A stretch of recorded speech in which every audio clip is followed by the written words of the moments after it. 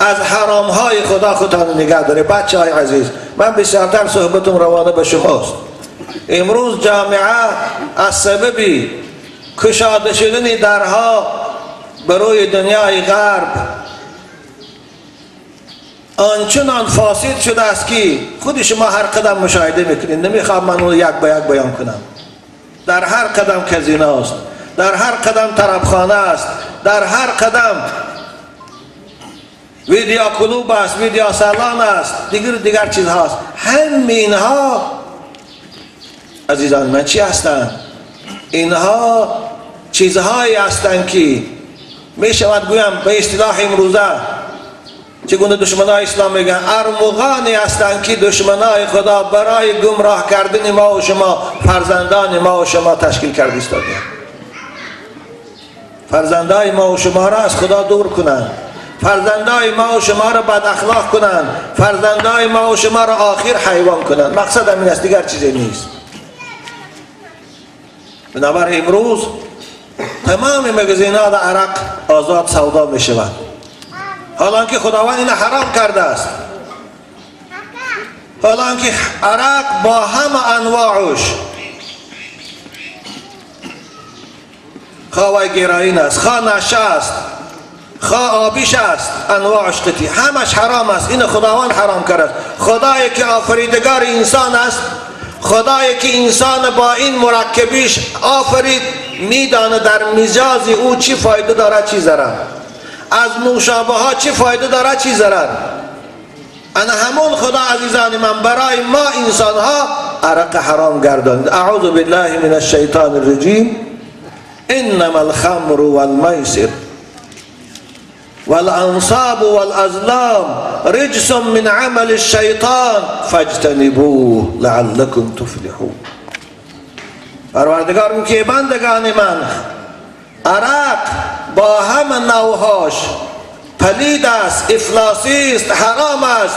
فاجتنبوه، از نوشیدن او، از کشیدن او، از استعمال او باز استید تا که شما سعادت حقیقی یابید.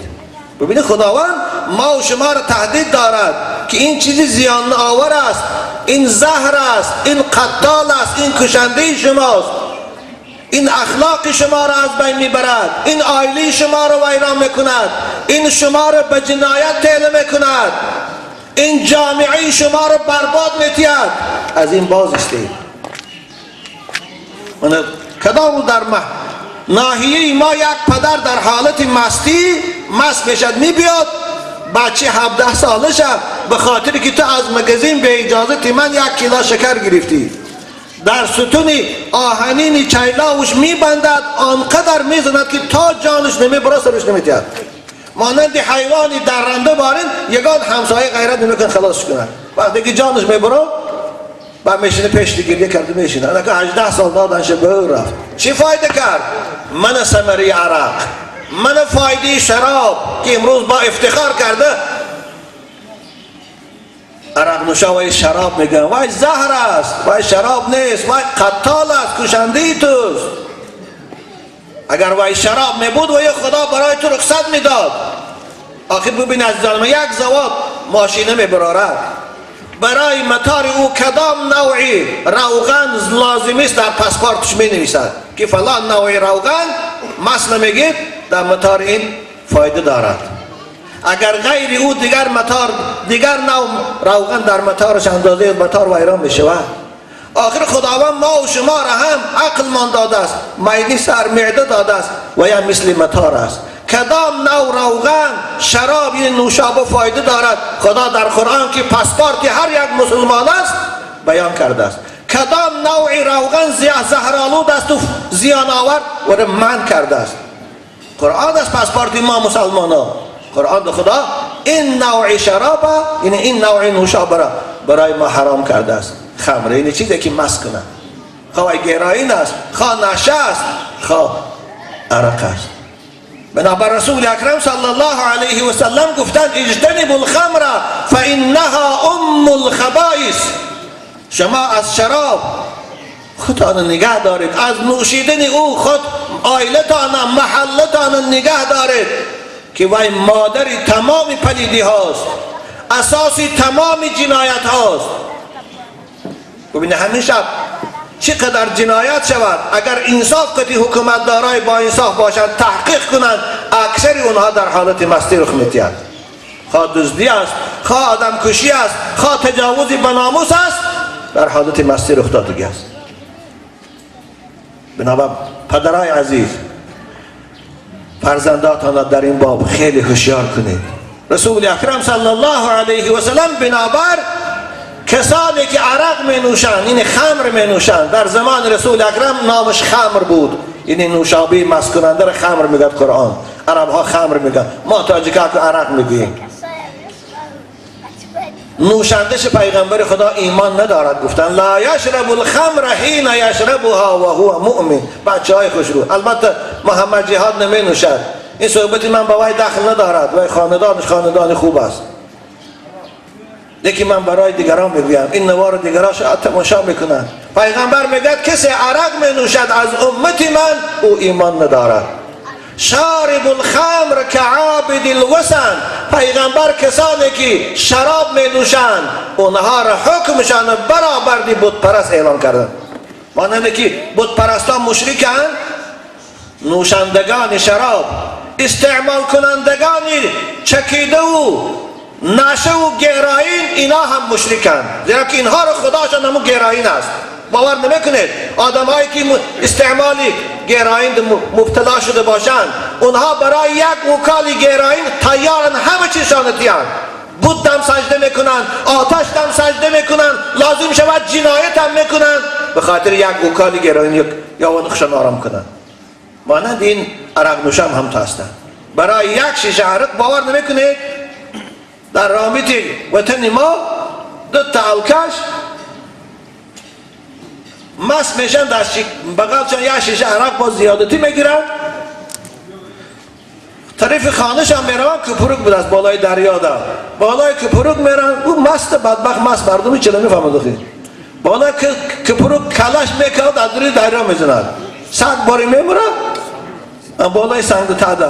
این رفیقش چی بجایی که خیلی وی خوره گوده با همین شیشه عرق حیف شده، رفیقش مرد از پروان ندارد، غمی یک شیشه عرق میخورد. منه شارب الخمر كعابد الوثن.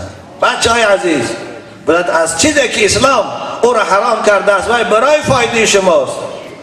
دشمنای خدا میخواهند شما را از راه دور کنند، از انسانیت جدا کنند. این نص قرآن است. اعوذ بالله من الشیطان الرجیم. یرید الله لیبین لکم و یهدیکم سنن الذین من قبلکم و یتوب علیکم والله علیم حکیم. والله يريد أن يتوب عليكم ويريد الذين يتبعون الشهوات أن تميلوا ميلا عظيما. خدا میخواهد که شما برای پیغمبرانش روید، شما میخواهد خدا برای پیغمبران، برای علما اولیاء راه سعادت، راه نجات روید.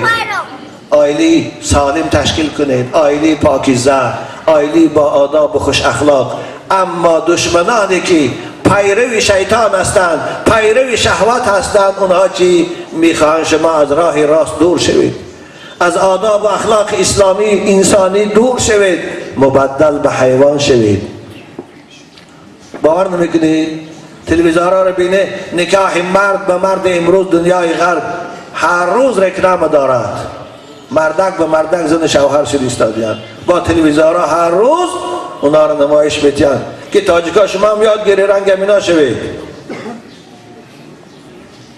اما خدا میخواد شما پاکیزه شوید، شما خوش اخلاق شوید، شما جامعه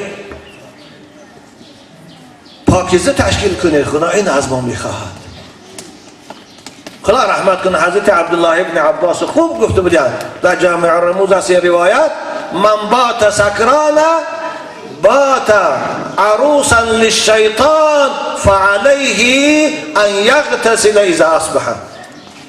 حضرت عبدالله ابن عباس میگن کسی شب مست آمده خانهش خواب رود، شیطان این شب با او همخوابگی میکند، با او علاقه جنسی میکند. بنابر وقتی که سحر از خوابش خیش نیمکاله هوشیار شد حتما باید غسل کنه. گفتگی و این شب جنوب شد دیگه، شیطان وقت کردیگه شب مرگ برای مردی که شیطان وقتش خور بود. شیطان بنابراین عزیزان من، بچه های خوش رو خدا تا نگه داره. پیغمبر خدا سوگند یاد کردن و عزتی و جلالی، قسم به عزت و جلال پروردگار گفتن، رسول خدا نقل میکنن لا یشرب عبد من عبیدی جرعة من الخمر فی الدنیا الا سقیته مثلها من حمیم جهنم. کسی از بندگان من در این دنیا یک پیاله عرق می نوشد، من او را از حمیم دوزخ می نوشانم. خدا سوگند، این سوگند، این تهدید خدا تهدید رئیس جمهور و رئیس ناحیه نیست، نه چایلینگ ملیسه نیست، این تهدید آفریدگار آسمان و زمین است.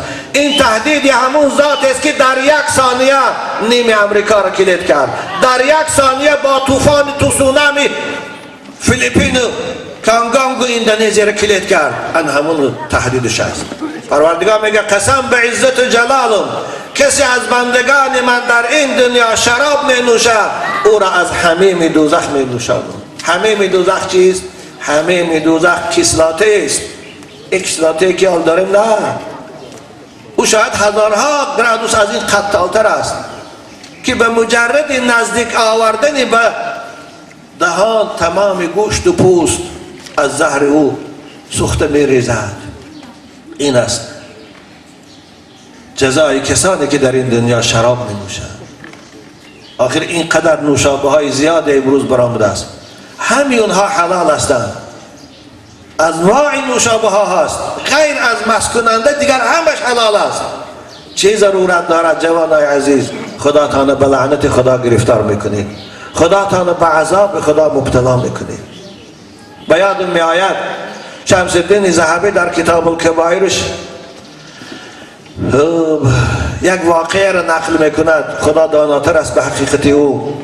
میگوید یک مرد صالح فرزندش وفات کرد، 7 ساله 8 ساله پسرچه بود، او را برد در قبرستان دفن کرد.